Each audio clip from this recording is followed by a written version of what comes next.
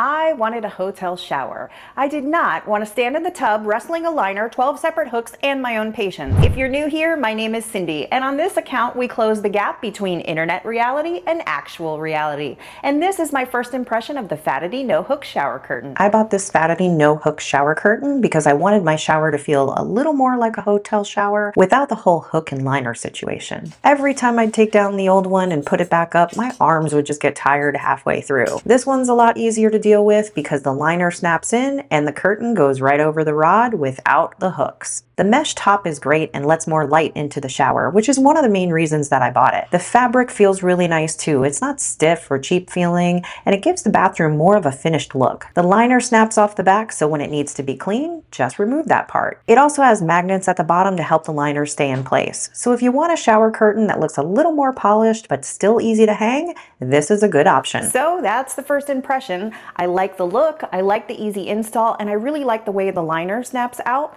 What I don't know yet is how well it holds up in real showers, cleaning, and bathroom humidity. So if you want to see whether it still feels this easy after I've lived with it for a while, this would be a good time to subscribe to catch my reality check.